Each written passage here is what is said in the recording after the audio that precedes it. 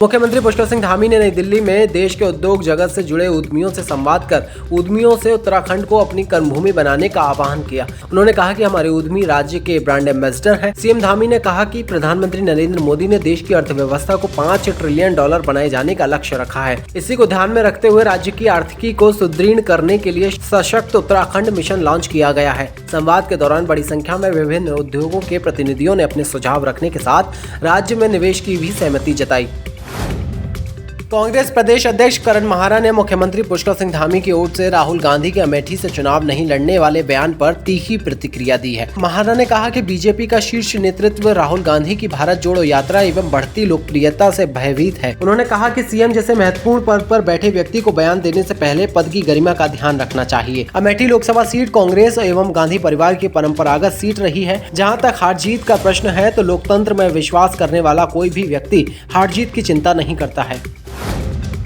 बागेश्वर के ग्रामीणों ने विधानसभा और लोकसभा चुनाव का किया बहिष्कार। सूचना मिलने पर गांव पहुंची स्वीप टीम। बागेश्वर की गरुड़ तहसील के मनाखेत कुड़साली के ग्रामीणों ने उपचुनाव में मतदान करने से इनकार कर दिया है। कुलसारी के ग्रामीण 20 साल से सड़क की मांग कर रहे हैं, लेकिन उनकी मांग आज तक पूरी नहीं हो पाई है। इससे नाराज ग्रामीणों ने चुनाव के बहिष्कार का ऐलान किया। लंबे समय से सड़क की मांग कर रहे ग्रामीणों की कोई सुनने को तैयार नहीं है। वहीं चुनाव के बहिष्कार की सूचना पर गाँव पहुंची स्वीप टीम ने ग्रामीणों को मनाते हुए उनकी बातों को प्रशासन तक पहुँचाने का भरोसा दिया है। इस पर ग्रामीण उपचुनाव में मतदान करने को तैयार हो गए, लेकिन लोकसभा चुनाव से पहले मांग पूरी नहीं हुई तो लोकसभा चुनाव का बहिष्कार किया जाएगा।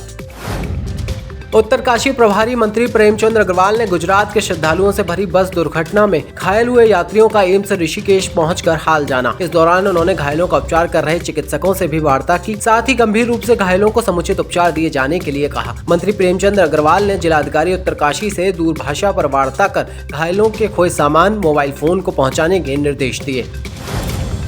मुख्यमंत्री पुष्कर सिंह धामी ने दिल्ली में केंद्रीय ऊर्जा मंत्री आर.के. सिंह से भेंट कर उत्तराखंड को कोयला आधारित मशीनों से 400 से 450 मेगावाट स्थायी आवंटन किए जाने का अनुरोध किया। मुख्यमंत्री ने आपदा के कारण क्षतिग्रस्त हुई विद्युत लाइनों एवं टावरों को पुनर्स्थापित करने के लिए केंद्र सरकार से सहायता उपलब्ध कराने का भी अनुरोध किया। इस विषय पर केंद्रीय मंत्री ने कहा कि क्षतिग्रस्त लाइनों की क्षतिपूर्ति केंद्र सरकार द्वारा की जाएगी। मुख्यमंत्री से विचार विमर्श करने के बाद मंत्री आर.के. सिंह ने निस्तारण करने का आश्वासन दिया।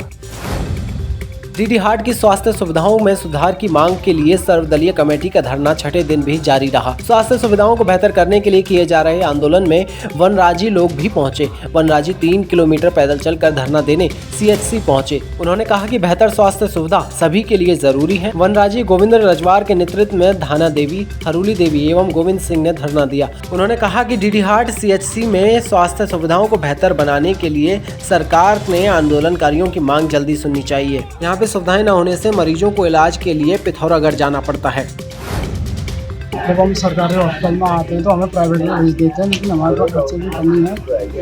इतनी दूर की चलने समस्या है, हमारे पास रोजगार कुछ नहीं है और मतलब खर्चा कहाँ से लाए इतना चलने के लिए। और हमारा जब कुछ चेक कराना होता है तो यहाँ अल्ट्रासाउंड नहीं है, एक्सरा नहीं है। ये हमारे बिहार में होना चाहिए। और जैसे गर्भवती महिला है, टीका के लिए बिहार आना पड़ता है, उसमें खर्चा नहीं हुआ अपने पास तो फिर कहाँ जाए। अब हम यहाँ हॉस्पिटल आते हैं तो हॉस्पिटल से हमको न दवाई मिलता है, नहीं कुछ मिलता है, न मशीन है हमारे ये अल्ट्रासाउंड और एक्सरा का मशीन है नहीं। कितने बार हम लोगों ने मुख्यमंत्री को भी एप्लीकेशन दे दिया है और विधायक को भी दे दिया है, बिशन सिंह चौपाल को भी। हमारे लिए कोई सहयोगी नहीं कर रखा है। कितनी बार एप्लीकेशन देंगे, हम हैं गरीब महिलाएं, हम क्या कर सकते हैं।